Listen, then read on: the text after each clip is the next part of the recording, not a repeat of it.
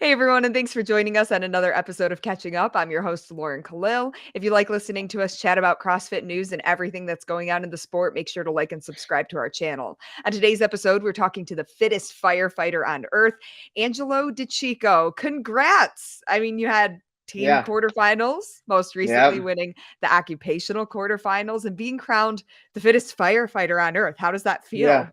feel? Super cool. I mean, I didn't even think about it as a goal last year because I knew they did the occupation games last year. I didn't even think about it. I was just going individual and doing my thing, and then I thought about it more, and I'm like, it's a pretty cool title, so I might as well at least try. So yeah, I'm pretty excited by it. Was it, like, factored into your training program? Did you know right off the bat that you would get done with teams and then you would still have another quarterfinal to do, or was it a last minute decision? No, planned on it. So from the open, after the open, I kind of planned on it. I kind of looked at the firefighter leaderboard and I was like, oh, I mean, I'm almost at the top, so I should I should do it. So after the open, I kind of made a decision, and so yeah, I had a pretty good idea that I was going to be competing 2 weeks later. What was your favorite workout for that one? Oh, probably the first one, the toes to bar and dumbbell snatches.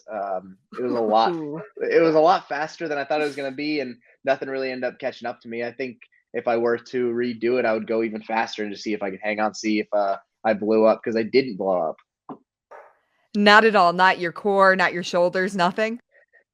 No, the last round was my fastest round. I kind of messed up on pacing, and I should have went a little faster.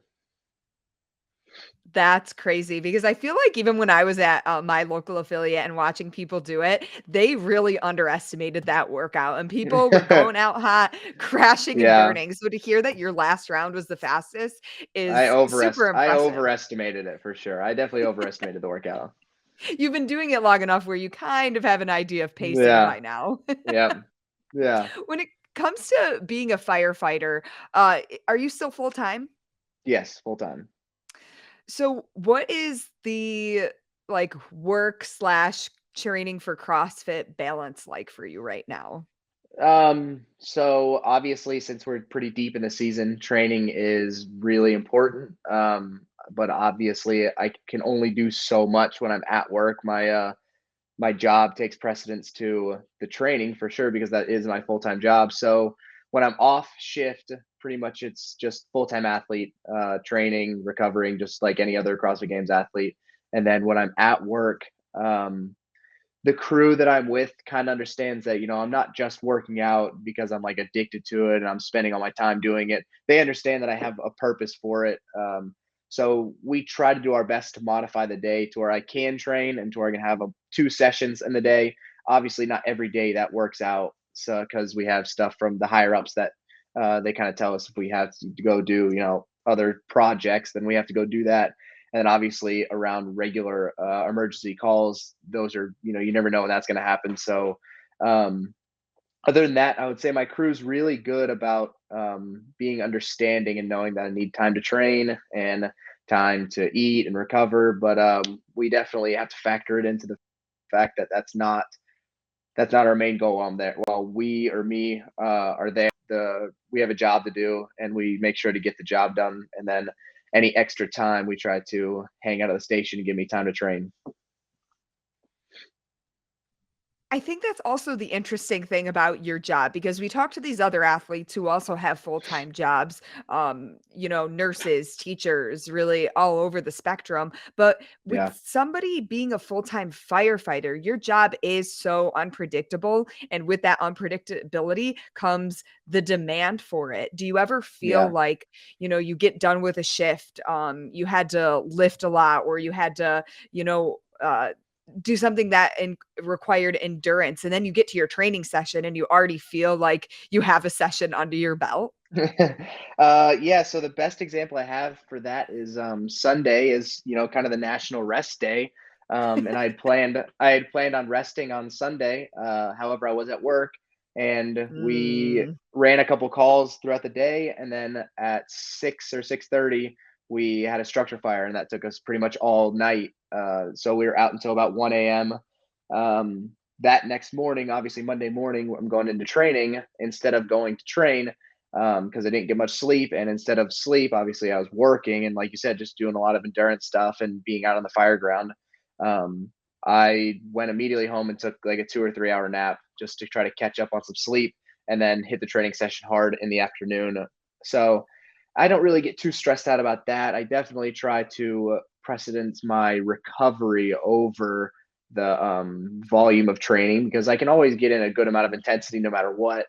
If I need to cut down the volume a touch because I need to get extra sleep or whatever it is, then I don't feel too bad doing that. I know my body well enough from training so much that I'll take an extra rest period if I need it.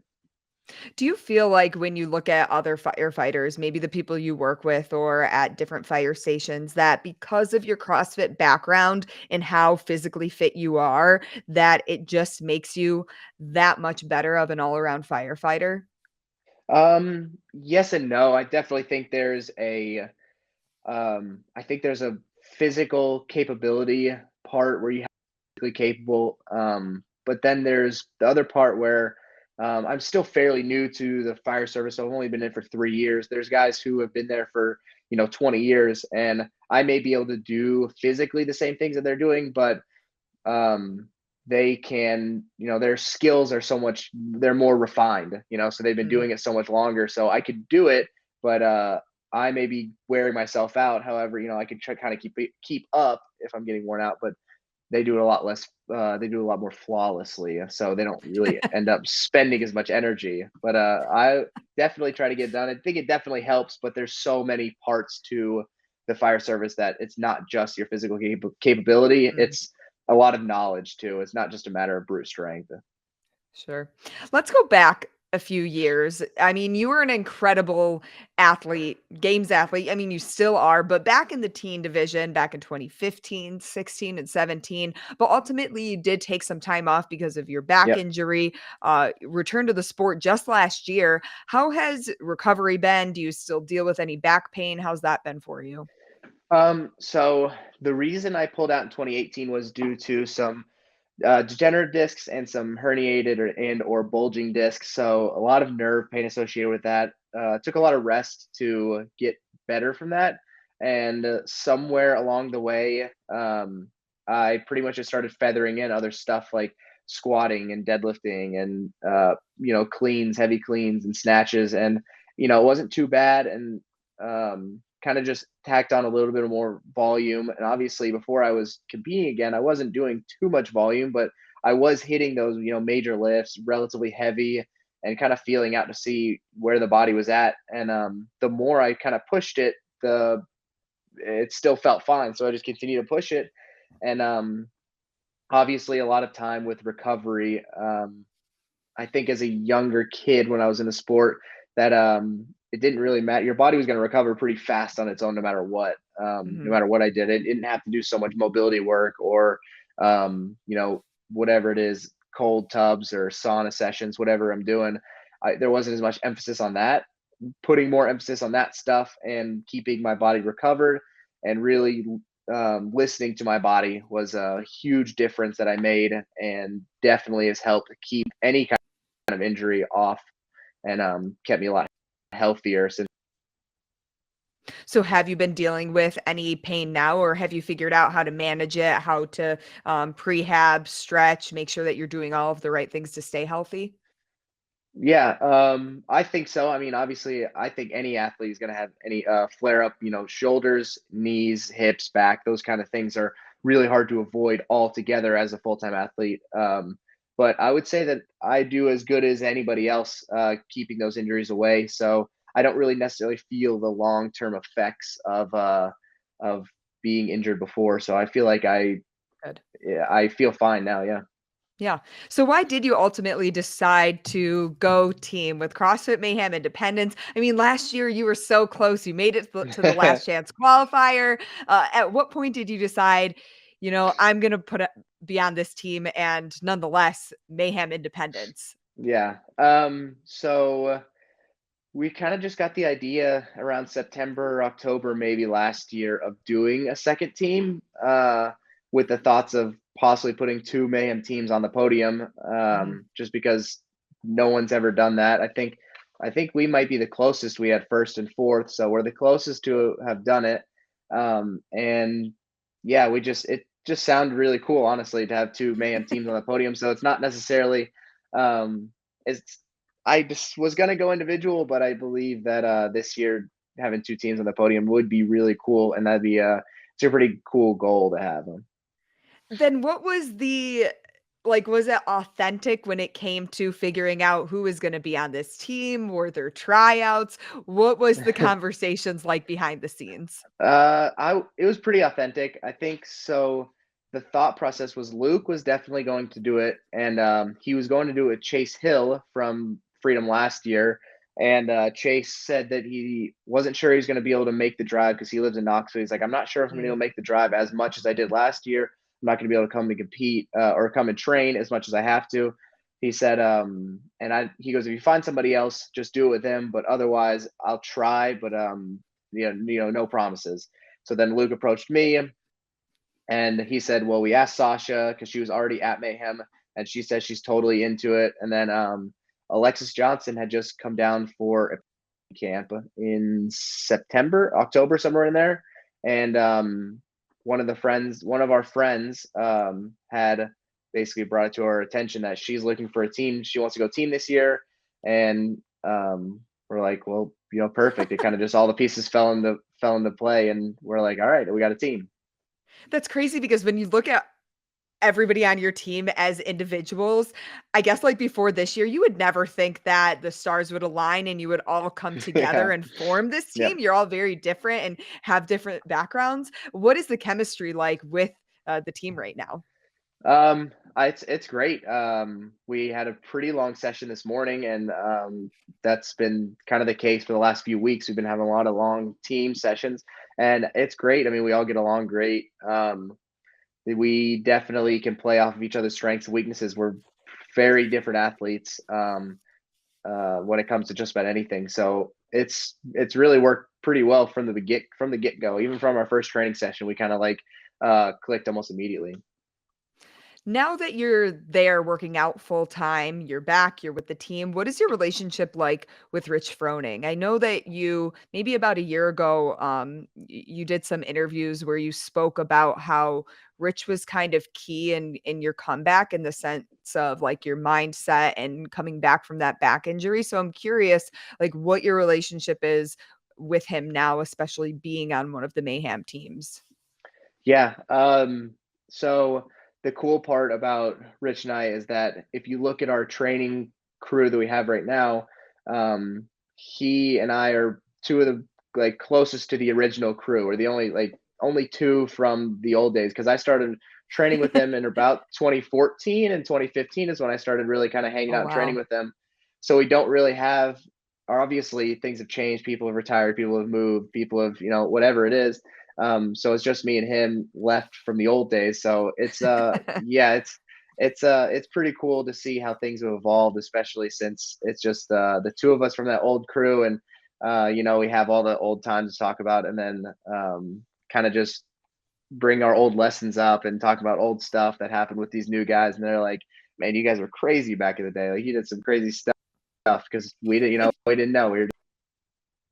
But no, it's super relationship now.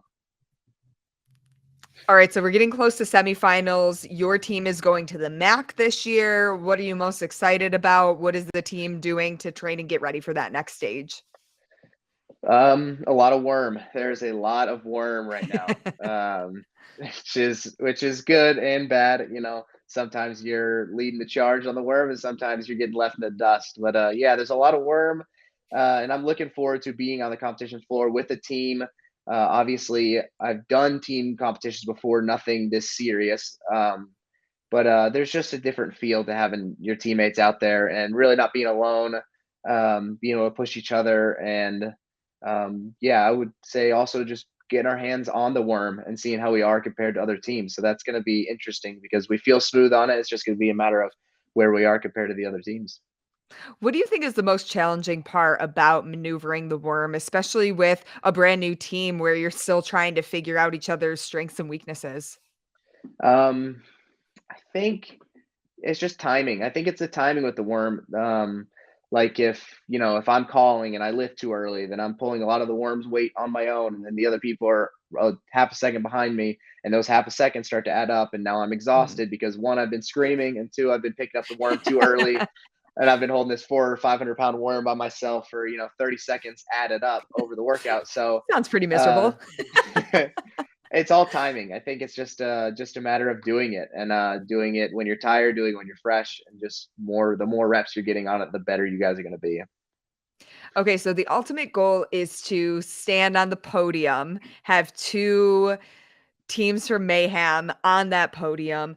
I'm curious if there's, like, a point spread that you and your team wanna be, like, when it comes to so close to, the other Mayhem team. No, we haven't thought about it at all. I try to keep them out of my mind because they're so freaking good. It's like I try not to think about them. There is stuff that I think we can beat them at, but I'm not really Ooh, what? Tell yeah. us. I don't know. I think it'll be honestly come as a surprise to us, because I think last time Independence was at the games with them, they might have beat them in a couple workouts and they weren't expecting it either. So it Mm. really just comes down to, game day, and they know that we're a good team. We know that they're the best, obviously. If we can keep up with them at all, then we'll be pretty happy. We'll be pretty content. So no, I don't think we're not worried about any point spread. We just kind of want to be on the podium with them. That sounds like a great goal. Angelo DiCicco, thank you so much for catching up with me, and congratulations on being the fittest firefighter on earth. Add Thank that you. to the resume, that's amazing. Yeah, thank you.